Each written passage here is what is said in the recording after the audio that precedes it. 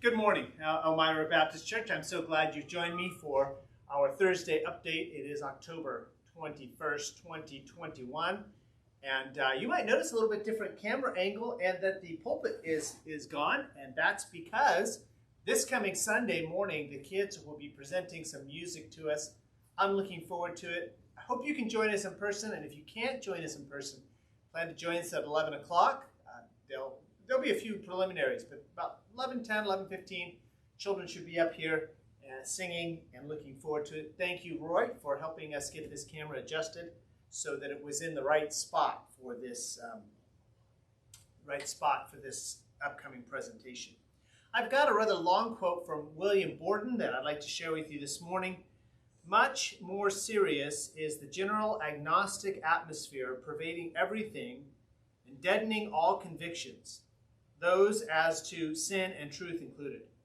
A broad spirit of tolerance is insisted upon, especially in matters of religion, and any and all are branded as narrow who dare think otherwise. That word narrow is one of Satan's deadliest weapons, it seems to me, for most people would apparently rather be shot than be called narrow. Thus, it is even as Christ predicted, the broad way to destruction is thronged, but few are climbing the narrow way that leads to life. And that was spoken over 100 years ago by William Borden. I think it's still true today. Don't be bothered, in other words, when people call you narrow-minded, because Jesus said narrow would be the way that leads to life. Again, this is our update for October 21st, 2021, and Scotty's going to continue his series on Christian character. Last week he started on the topic of love, and he'll be continuing that. And I have a message from Mark, again, Mark chapter 12. If you want to read Mark chapter 12, verses 1 through 12, we're going to be talking about honor the Son in the morning. Now, you remember this is the fourth Sunday of the month, so we'll have our food and fellowship following, and then a time of praise and testimony. And as I mentioned before, write it down. Maybe one or two of you would have a praise and testimony, and you know you won't be able to join us in the afternoon, but you'd like me to share that. Please send it to me.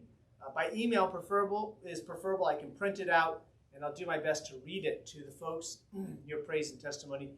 Send it to my church address, dean.js@gmail.com, and I'll try to read that on Sunday. Some upcoming dates. The ladies have, by the time you're listening to this, the ladies have probably left for the ladies' retreat. They're going to be gone this weekend. They'll be back on Saturday. Pray for them. That's a great time for them. Again, this Sunday is our food and fellowship, so bring a dish to share.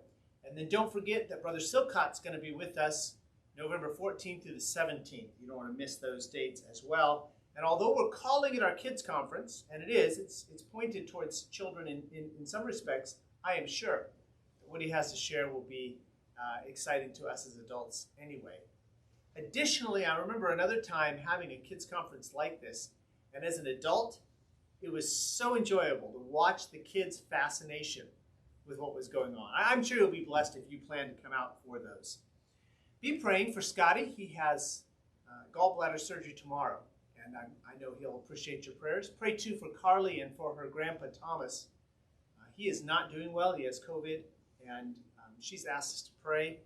She's in Las Vegas at an accelerated nursing program and cannot get away, she's been told, so just a lot of complications there. Pray for them. And then, of course, pray for the ladies' retreat. Acts chapter 14, I mentioned this last night in the Bible study, but I've been thinking about it in light of our current weather. So Acts chapter 14, and just read a few verses here. Verse 17 says this. Well, verse 16 says this. Who in times past, that is God, in times past suffered all nations to walk in their own ways. Nevertheless, he left not himself without witness, in that he did good, and gave us rain from heaven, and fruitful seasons, filling our hearts with food and gladness. Here we have rain today, and I'm grateful for it. At first I was a little bit bothered. We've got a construction project going on, and I was hoping it'd hold off another couple of weeks, but here it is. And rain is God's witness of his goodness. It's not his curse. Obviously, here in California, we can use as much rain as we can get for a while. It's God's blessing to us. So here's my point. Take time to thank God for the rain today. And the next time it rains, remember, this is God's goodness to us. The way he provides us with food, for one thing. And be grateful, even for the rain. God is the one who gives the rain. We can be thankful for it. Remember to thank him today. Let me just recap briefly Sunday's events. We're going to pre-record Sunday school, so it'll be available to you when you get up on Sunday morning. 11 o'clock, we'll be live streaming the morning worship, including the children's presentation right up here. And then about 1:30 in the afternoon, maybe 1:40, depends on how cleanup goes. We're going to have a time of praise and testimony, and I'll do my best to present it in such a way that you can see and hear the various praise and testimonies that people give. And then no 5 o'clock service this Sunday. I hope you can join us in person, but if you can't join us in person, you can join us virtually. Pray for the technology to work well, and don't miss it.